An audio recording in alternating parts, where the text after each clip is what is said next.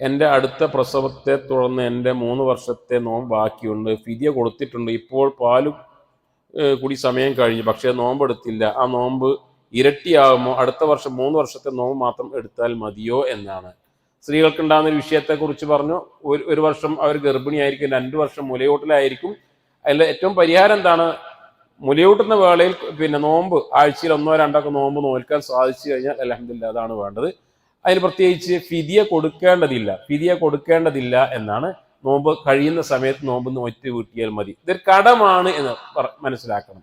കടമാണ്. ഫദൈനുല്ലാഹി അഹഖ്, അള്ളാഹുവിന് കൊടുക്കാനുള്ള കടം അത് മടക്കി കൊടുക്കൽ ഏറ്റവും ബാധ്യസ്ഥതയുള്ളതാണ് എന്ന്. നമ്മൾ ഒരാൾക്ക് കടം കൊടുക്കാണ്ടെങ്കിൽ പൈസ ഉണ്ടായി കഴിഞ്ഞാൽ എന്ത് ചെയ്യണം?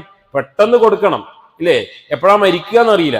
അത് പിന്നെ കൊടുക്കാം അല്ലല്ലോ. ഇതേപോലെ തന്നെ എപ്പോഴാണോ നമ്മളെ കൊണ്ട് സാധിക്കുക പെട്ടെന്ന് നോമ്പ് നോറ്റ് വീട്ടാനുള്ള ശ്രമമാണ് നടത്തേണ്ടത്. അവർ 3 വർഷത്തെ നോമ്പ് മാത്രം നോറ്റ് വീട്ടിയാൽ മതി. പ്രത്യേകിച്ച് വേറെ ഒന്നും ചെയ്യേണ്ടതില്ല.